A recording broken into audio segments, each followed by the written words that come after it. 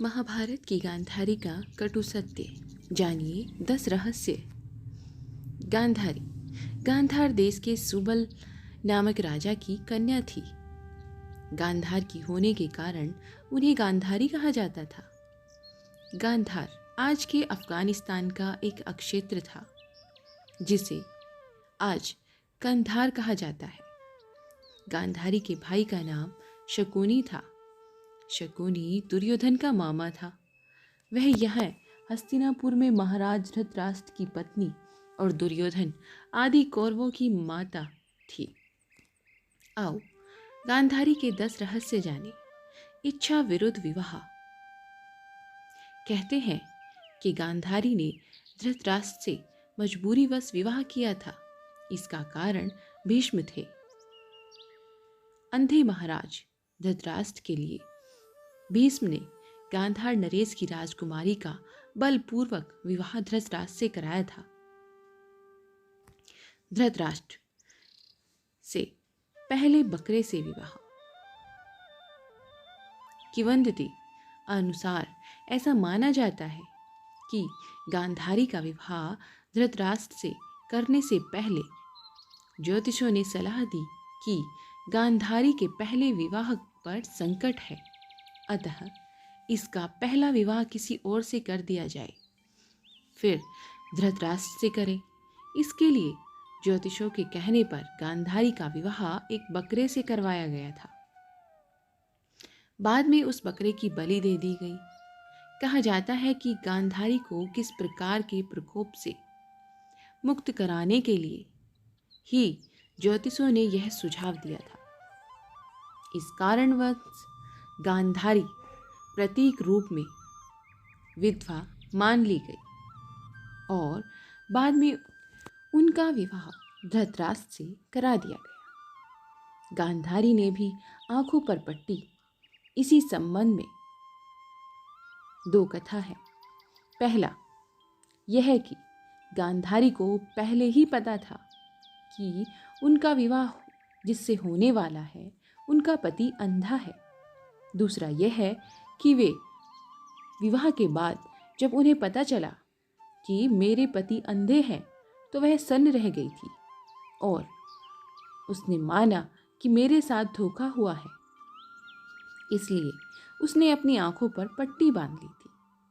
पहली कथा के अनुसार गांधारी ने पतिव्रत धर्म का पालन करते हुए अपनी आंखों पर जीवन भर के लिए पट्टी बांध ली थी। इसी कारण गांधारी का संसार की पतिव्रता और महान नारियों में विशेष स्थान है। जब धृतराष्ट्र को हुई गलतफहमी। गांधारी एक विधवा थी। यह सच्चाई बहुत समय तक कौरव पक्ष को नहीं पता चली। यह बात जब महाराज धृतराष्ट्र को पता चली तो वे बहुत क्रोधित हो उठे। उन्होंने समझा कि गांधारी का पहले किसी से विवाह हुआ था और वह न मालूम किस कारण मारा गया।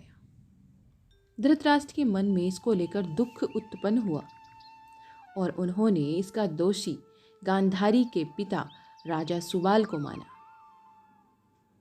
धृतराष्ट्र ने गांधारी के पिता राजा सुबाल को पूरे परिवार सहित कारागार में डाल दिया। कारागार में उन्हें खाने के लिए केवल एक वक्त का भोजन ही दिया जाता था। केवल एक व्यक्ति के भोजन से भला सभी का पेट कैसे भरता। यह पूरे परिवार को भूखे मार देने की साजिश थी। राजा सुबाल ने यह निर्णय लिया कि वह यह भोजन केवल उनके सबसे छोटे पुत्र को ही दिया जाए, ताकि उनके परिवार में से कोई तो जीवित बच सके, और वह था शकुनी। यह भी कहा जाता है कि विवाह के समय गांधारी के साथ उसका भाई शकुनी और आयु में बड़ी उनकी एक सखी हस्तिनापुर आई थी और दोनों ही यहीं रह गए थे। गांधारी में थी दिव्य शक्ति। गांधारी भगवान शिव की परम भक्त थी। शिव की तपस्या करके गांधारी ने शिव से यह वरदान पाया था कि वह जिस किसी को भी अपने नेत्रों की पट्टी खोलकर नग्नावस्था में देखेगी, उसका शरीर वज्र का हो जाएगा।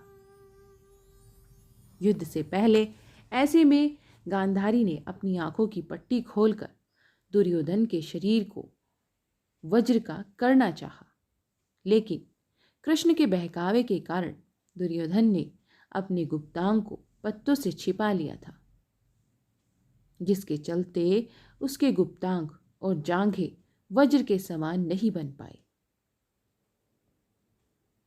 इसी कारण अपने प्राण के अनुसार ही महाभारत के अंत में भीष्म ने गदा से दुर्योधन की जंघा पर प्रहार किया और दुर्योधन मारा गया। गांधारी के पुत्र नहीं थे, धृतराष्ट्र के पुत्र।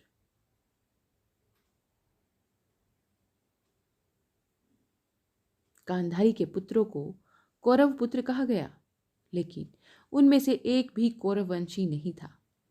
धृतराष्ट्र और गांधारी के 99 पुत्र और एक पुत्री थी,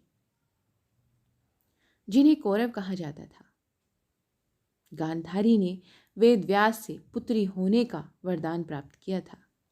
इस वरदान के चलते ही गांधारी को 99 पुत्र और एक पुत्री मिली थी।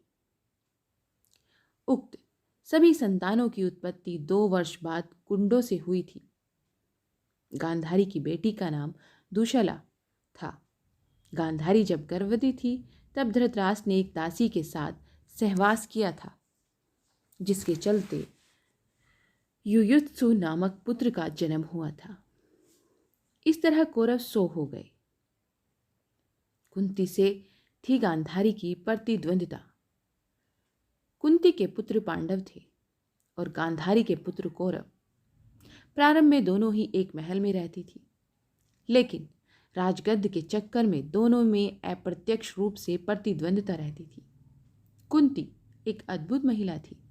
पति की मृत्यु के बाद कैसे उन्होंने अपने पुत्रों को हस्तिनापुर में दाखिल करवाकर गुरु द्रोणाचार्य से शिक्षा दिलवाई और अंत में उन्हें राज्य का अधिकार दिलवाने के लिए प्रेरित किया, यह सब जानना अद्भुत है।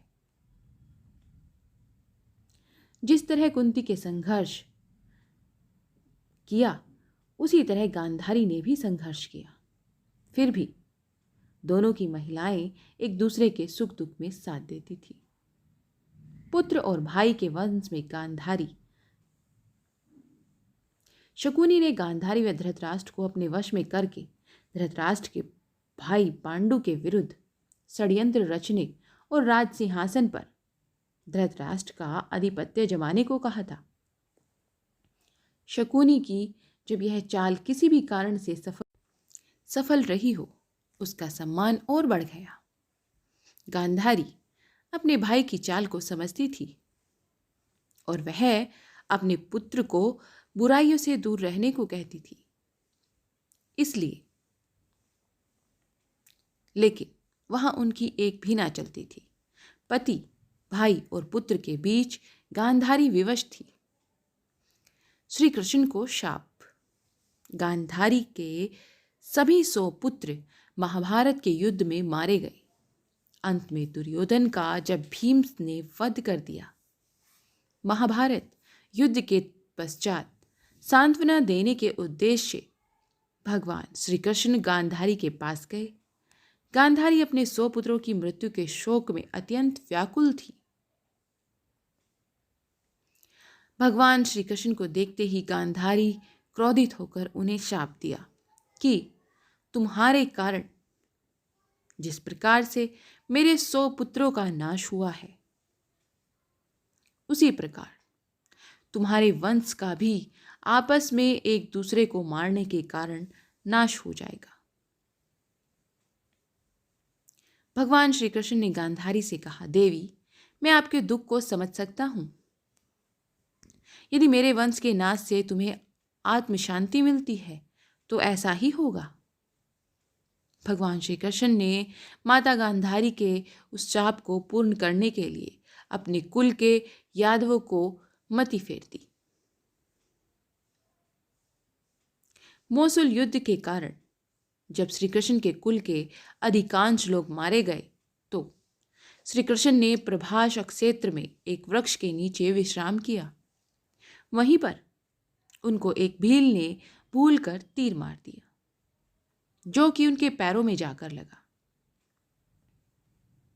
इसी को बहाना बनाकर श्री कृष्ण ने देह को त्याग दिया। उसके बाद द्वारिका नगरी समुद्र में डूब जाती है। 10वां रहस्य, गांधारी की मृत्यु। युधिष्ठिर के राज्याभिषेक के बाद धृतराष्ट्र, संजय, कुंती और गांधारी ने संन्यास ले लिया और वे अपना आगे का जीवन बिताने के लिए जंगल में कुटिया बनाकर रहने लगे। 3 साल बाद एक दिन धृतराष्ट्र गंगा में स्नान करने के लिए जाते हैं और उन्हें जाते ही जंगल में आग लग जाती है। वे सभी धृतराष्ट्र के पास आते हैं। संजय उन सभी को जंगल से चलने के लिए कहते हैं, लेकिन दुर्बलता के कारण धृतराष्ट्र वहां से नहीं जा सकते। गांधारी और कुंती भी नहीं जाती। अब संजय अकेले ही उन्हें जंगल में छोड़ चले जाते हैं। तब तीनों लोग आग में झुलसकर मर जाते हैं, अपने प्राण छोड़ देते हैं। संजय उन्हें छोड़कर हिमालय की ओर प्रस्थान करते हैं, जहां वे एक सन्यासी की तरह रहते हैं। बाद में नारद मुनि युधिष्ठिर को यह दुखद समाचार देते हैं। युधिष्ठिर वहां जाकर उनकी आत्म शांति के लिए धार्मिक कार्य करते हैं। तो ये हमने पढ़े आज गांधारी के 10 रहस्य। अगर आपको इसके बारे में कोई सुझाव या कोई कमेंट करना है तो प्लीज़ आप हमें कमेंट बॉक्स में ज़रूर बताएं। और अगर आप हमारे चैनल पर नए हैं तो प्लीज़ हमारे चैनल को सब्सक्राइब जरूर कर दें। मिलते हैं ऐसी ही नई कहानियों और नई वीडियो के साथ।